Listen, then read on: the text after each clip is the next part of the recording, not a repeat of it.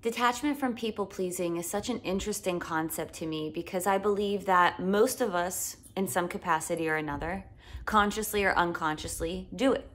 Most of us people-please. And in my experience, when we find ourselves frustrated, immobilized, confused, out of ideas, exhausted, did I say exhausted? is because in some capacity or another, we're not honoring ourselves. And for me, when I notice that I'm not honoring myself, it typically has something to do with betraying myself. And I've noticed a lot in the past few years that when I feel like I'm betraying myself, if I follow the feeling backwards, if I start where the feeling feels most intense and I follow it back to where it originates or what's behind it and fueling it, a lot of the time I'm able to deduce that it is because of people pleasing. This is why learning how to detach from people pleasing is an ongoing recovery process that I continue to engage. And then because it is an ongoing recovery process, that means I don't have the opportunity to allow myself to ignore that I am in fact a recovering people pleaser. Because when I ignore that I am in fact a recovering people pleaser, I suddenly become less self-aware. I suddenly become less aware that I have a propensity to engaging in that behavior because I have an attachment to it in my past that allowed me to feel like that's the best way to keep myself safe and comfortable.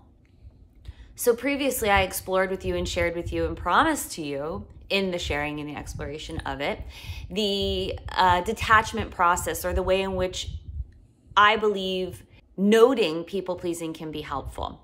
And the promise that I made is that I was going to come back and share with you and talk how I have originated the frustration, the anxiety, the immobilization, the lack of creativity, and the exhaustion that I feel in people-pleasing that allows me to know that aha moment when it occurs for me to ask myself, is it possible that I'm in some way betraying myself, obstructing myself, out of integrity with myself? And if I am those things, how can I follow that feeling close enough, long enough, patient enough, aware enough to get behind what's motivating it, to see if perhaps is it people pleasing or is it something else? So what I've come to the deduction about people pleasing is that it is motivated by emotion. People pleasing is driven by emotion. And what I have deduced with people pleasing, I'm going to put in the example of this engagement that we have here. The engagement of me showing up here with you and sharing insights that I have from my expertise as a coach that allow me to become more perceptive, more present, and more accountable to the way that my life is going and to the way that I want it to go, as well as allowing me to solution engineer any places or relationships where it's not going the way that I want it to go, in order to understand why, how I can be a proactive partner and participant to rerouting that direction. So people pleasing is driven by emotion. When I show up in this place, or I have shown up in this place in the past, I always thought that there had to be this certain rubric that I had to follow, and that is a co-share ownership on my part. And the co-share ownership on my part is that I have invested oodles of time and energy and money and attention into learning how to be an orator and learning how to express myself, communicate. So a lot of the tools and the information that I've learned in communication in this space in particular was always that it's got to be catchy, it's got to have some buzzword in order to draw people in, it's got to be succinct, and it's got to be in a way that is going to let people feel understood. And when I come into this space, my main objective is that to engage with you and communicate with you and establish a understandable communication between the two of us. However, me believing that we're both going to understand each other the same way all the time is a misnomer. And that misnomer is fueled by information that I ingested that is also perpetuated by the belief that in order for you to understand me, I need to speak your language. However, I can't possibly speak your language all the time because I only know how to speak how I speak. So when I was showing up to this space, I was getting really frustrated because, you know, I felt like I needed to start with some moniker of who I was so you could understand it, and then some sort of touchable or relatable insights so that I could draw you in, and then make it super succinct and impactful so that you'll stay and engage with me and we can establish a relationship, because that's what I want to do. I want to help make the world better. I want to help you get there faster in your awarenesses than I did, and the way that I want to do that is by sharing my truth. However, the sticky wicket with that was frustrating me and allowing me to get caught in the emotion of it was that I was trying to figure out a way in that format to make myself digestible. And it simply wasn't working for me. It simply doesn't work for me at this iteration of who I am right now, because that's not how I know to articulate myself. I only know what I know. I can only do what I know. So in realizing that I was getting frustrated, and that frustration was preventing me from showing up here with you in a way that was authentic, because I couldn't get it in under 2 minutes, it was preventing me from showing up at all. It was making me feel like, well, if I can't do it this way, then I shouldn't do it at all, right? Like, if you're not going to do it right, don't do it at all. If you don't have anything nice to say, don't say anything at all, right? A people-pleasing dynamic that was buried under that frustrating emotion that was inhibiting me from showing up. So people-pleasing is driven by emotion. My emotion was frustration and anxiety and control and lack of control that was making me feel stunted and shortening my ability to show up at all. The next idea that I offered was that people-pleasing is driven by emotion. Emotion is affected by people-pleasing. So in my frustration and inability to figure out how to show up and be buzzwordy, be succinct and be impactful all at the same time, I was discounting the way that I know how to communicate. And so in discounting the way that I communicate was frustrating me. And that frustrating emotion was then cycling and feeding back into that immobilization that was preventing me from showing up at all, was saying, if you can't do it this way, then don't do it at all. And so that don't do it at all was then upsetting me, because it was then counteracting the truth of my intention, which was that I'd rather show up and share what I have and what I know that may be helpful for you, that was helpful for me, than not say anything at all. I'd rather be a part of the solution than a part of staying quiet and potentially perpetuating the problem that plagues most of us, if not all of us, that at some point in our capacity, we get captivated by our emotions, and our emotions can inhibit us when we don't know how to relate to them in a healthy way, when we don't know how to understand that what our impediment is, what our immobility is, what our exhaustion is, what our frustration is, what our lack of creativity and perceptivity to see possibility is because we are possessed and attached to that emotional response. We are attached to feeling frustrated because we can't get it right and be perfect. And if we can't get it right and be perfect and know that we're not going to disappoint you, then we can't control whether or not we're going to be disappointed. So in that obsession over the disappointment and in the immobility and the frigidity and not moving forward, that disappointment becomes compounded. It becomes compounded not only in the inability to figure out the right way to take action, but also in a way that honors us, in a way that allows us to be an important part of the conversation. So in understanding where our emotions are being affected, in understanding how to detach from people pleasing, we also need to work on establishing a whole relationship with our feelings. Understanding that when we feel disappointed and we feel frustrated and immobilized by that fear of perpetuating a behavior that we ourselves don't like, which is to be disappointed at all, let alone the fact of knowing that we're responsible for someone else perhaps feeling disappointment, which you're not wholly responsible for, and that's a whole different day for a whole different video.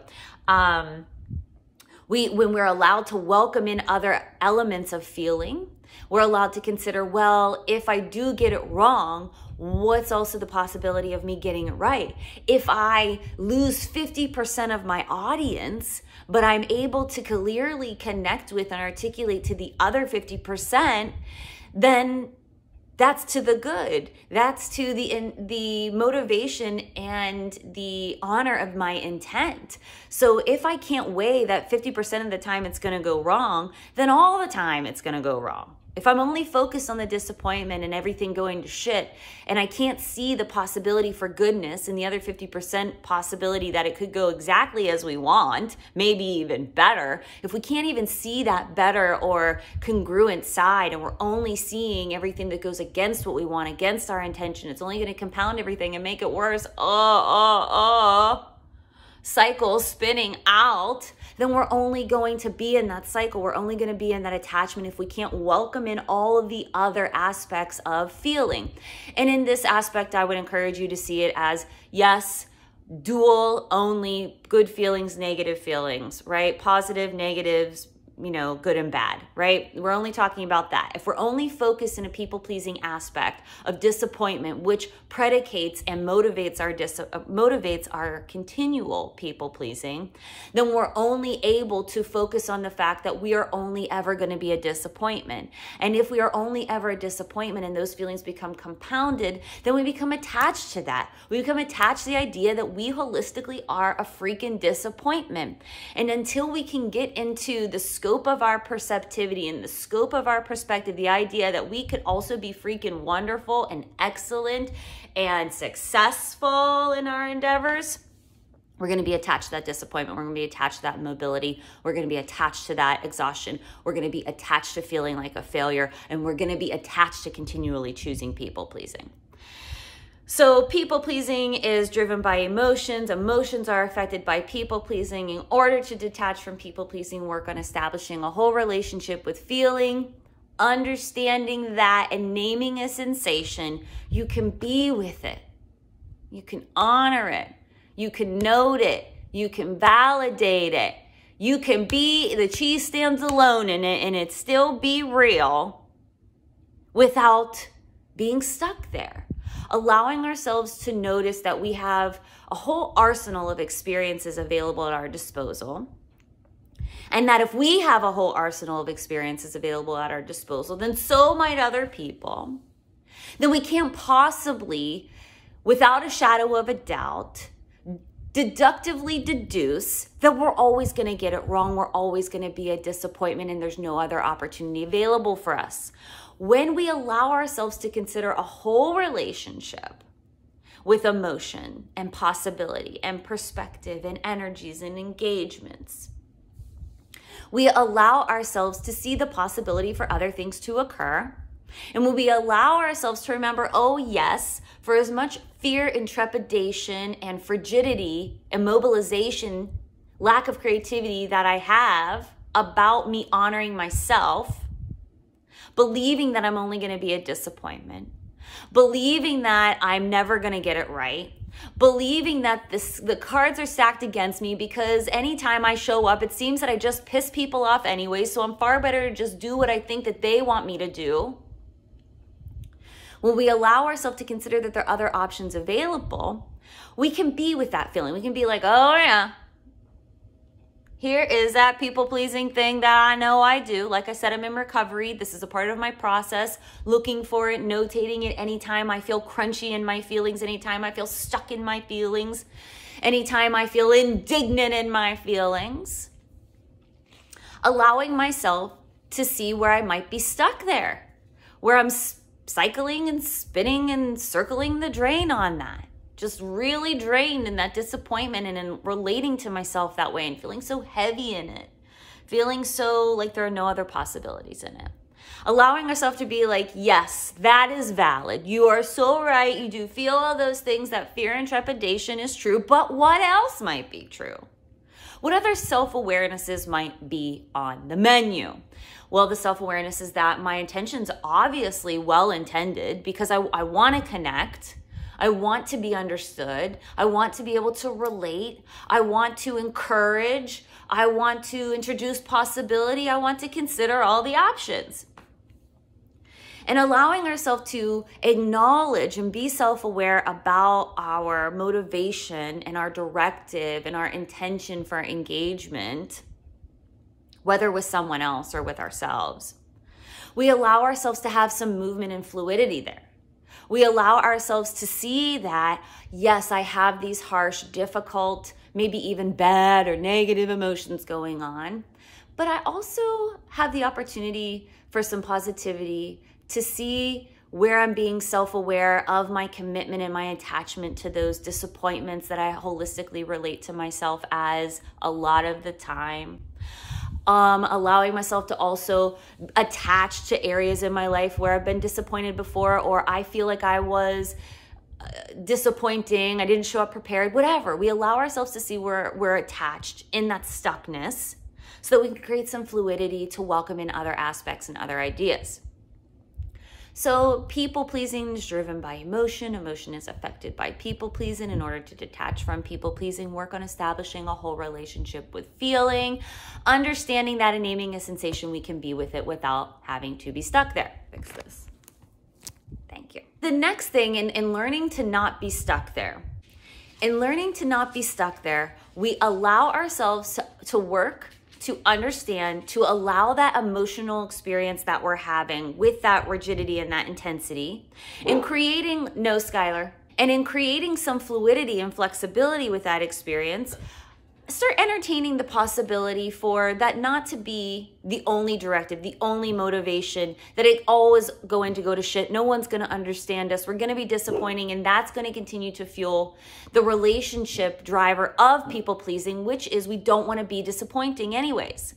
We don't want to disappoint other people. We know what it's like to be disappointed, and it feels terrible. And the idea of making someone else feel terrible is just too much for us to take. And because we are in a relationship of we cannot let someone else feel terrible, we cannot be the driving factor of that, that stuckness in that relationship is because we have decided to attach our wagon to the belief that in a lot of ways, who we are in our wholeness, in our authenticity, when we're not trying to posture, we're not thinking so hard about who we need to be, so we're not creating a kerfuffle or a ruckus or disappointment, we're attached to that notion that we're disappointing as a person. And so we're constantly striving to work against that, working to allow the emotion to reveal where we're out of integrity and we're betraying ourselves by choosing people-pleasing instead of honoring truths, by choosing to believe that if I show up here and I do my very best to be authentic with you, that the algorithm isn't going to crush me and bury me, because it can't. The universe is going to intrinsically connect me with those that need to hear this message the same way that I'm connected with every support system that has ever come my way, every mentor, every instructor, every teacher, every insight that releases and reveals value that did not pass me by either. When we allow the emotion to reveal to us where we're betraying ourselves, where we're out of integrity, we allow ourselves to see what our truths are. When we allow ourselves to notice where we're continually choosing people-pleasing behavior because we have a fear about who we are, we have a fear that we're not enough, we have a fear that we're too much, we have a fear that just by showing up, we're gonna piss someone the fuck off inevitably, and that terrifies us because that is so polar opposite of our intention. When we allow ourselves to see how attached we are to that narrative that we're just fucking downright awful, and unless we adapt to try and predict and albeit control other people's responses or perceptions or perspectives of us, until we allow ourselves to detach from that, we continue to do it. And until we allow ourselves to acknowledge that we do it, we're not going to have the foresight or the perspective to understand what it means for us to detach from it, what it means for us to honor our truths, what it means for me to show up with you and say it's better for me to tell what I have available now than not say anything at all, because I can't do that anymore. Because doing that is aligning myself to old models and rubrics that worked then but simply don't work for me now. And if I don't honor the pathway that works for me now, then maybe I'll never get to what my intention is. Maybe I will. But by honoring myself, does it put me in a position where I'm more self-aware and more self-confident to do what I need, to be as masterful as I want to be as intentional as I want to be, to make as many differences and positive changes in the world that I want, irrespective of what someone thinks about maybe the fact that I'm long-winded, overly verbose, and provide too many examples? Maybe that is what the perception will be of me, but I would rather be honest and integrity with who I am than continue to betray myself for things that I can't prove or even know. until I show up and do what is my best. So in allowing ourselves to understand where we're betraying ourselves, we're out of integrity, in choosing people pleasing, in choosing not to honor our truths, we also give ourselves the opportunity to kind of start wondering and percolating and flirting and probing the consideration of, well, what are my truths, right? What truths am I abandoning and not trusting and betraying and out of integrity with? As I just pointed out, that noting that when we're a people pleaser, we can have an attachment to being disappointing that is debilitating to us. So we work against that attachment by trying to not be disappointing in return, which is something we strictly and sincerely cannot predict will occur or won't occur at any given time. And noticing what motivates our people-pleasing behavior, we notice what emotion is being triggered. And when we can notice what emotion is being triggered, we can also notice how that trigger is being affected and perpetuated by that emotional reaction. When we can notice that emotional reaction, how it's being perpetuated, we can understand what it is that we need to allow possibility to come in, to create a more fuller, wholer perspective with our relationships, period, let alone our relationships to people, let alone our relationships to disappointment, let alone our relationships to emotions and triggers, and our individuality.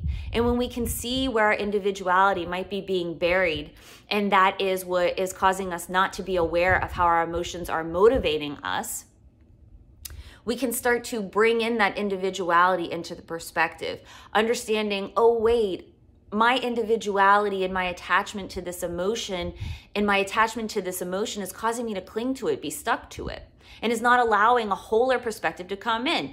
Again, one thing begetting the other, feeding the other. Okay, well, when I allow a wholer perspective of emotion to come in, then what happens? Well, then it allows me to stop being so stuck. It allows me to stop clinging. It allows me to stop being in attachment with my fear of that emotional trigger. And when I am not in a fear-based attachment to that emotional trigger, then I can start to see where I'm out of integrity, where I am accountable to perpetuating people-pleasing because I've been unaware of it, unconscious to it, where I'm betraying myself when I choose people-pleasing by not honoring my self-truths.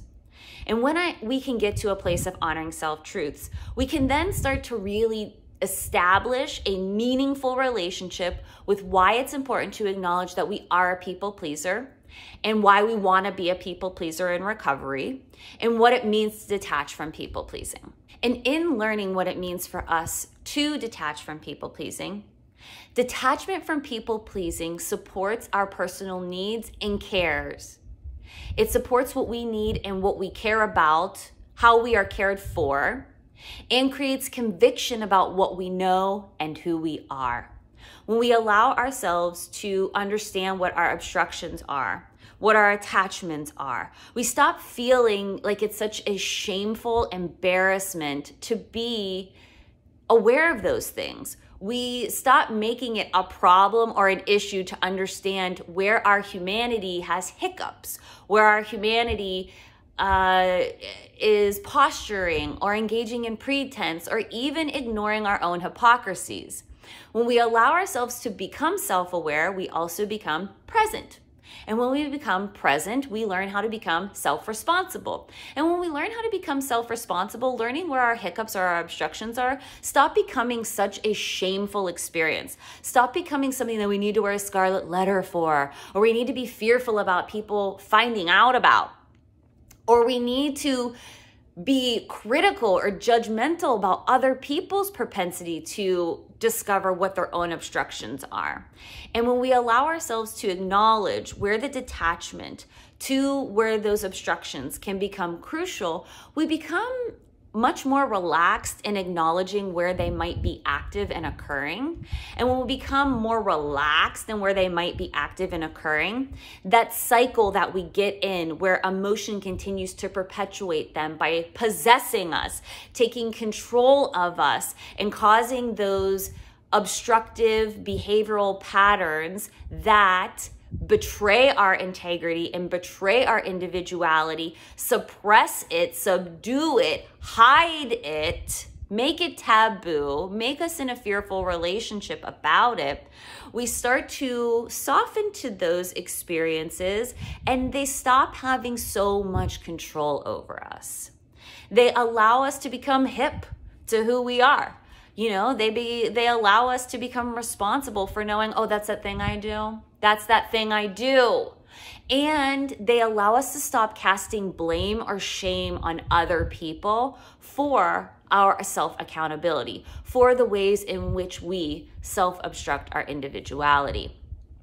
So this cyclical identification of noticing where we feel stuck or obstructive in a relationship and allowing ourselves to remember that we have so many other opportunities available to us than that one-sided myopic experience that we're having creates a fluidity to welcome in a perspective from all sides and all angles, validating that experience we're having, making it right and true, allowing us to validate and admit, yep, I do feel frustrated coming to this space, feeling like I need to operate in some model that I am not equipped to embody and model at this point in my life. And so instead of showing up, I just won't. I won't show up because I'm fearful that I'll get it wrong. I'm fearful that I'll invalidate my expertise. I'm fearful of disappointing people, whatever. I'm fearful of so many fucking things. It's suffocating. And when we allow ourselves to identify to that suffocation, we'll also allow ourselves to realize if it's true for us. Do I truly feel like I can't articulate myself to you? No, I truly feel like I can. Do I truly feel like perhaps some people might be disappointed in my experience and my articulation of my perspective of how people pleasing and other obstructive behaviors can inhibit us? I can't control that. And if there are people that are disappointed, that can be okay. I can offer translation when or if it feels good to me or not at all. And when I allow myself to reconcile with the fact that not showing up feels less congruent than showing up and offering what I have available, then the people pleasing starts to lose so much power. The emotion that's driving it stops to be so rigidly one-sided. And the perspective that I have with my intention, coupled with my self-awareness about what its motivation is, allows me to soften to the ability to say, I'll show up here and give what I have because it's more important to me than to not. It's more important to me than to embody what I believe in is possible for everybody in the world, to honor our individuation and to know that by honoring our individuality, we not only become more responsible for ourselves, we become better equipped at understanding the individuation and the importance for individuality with other people. We stop being so got and so triggered by other people's responses to us that are not a match with our intention.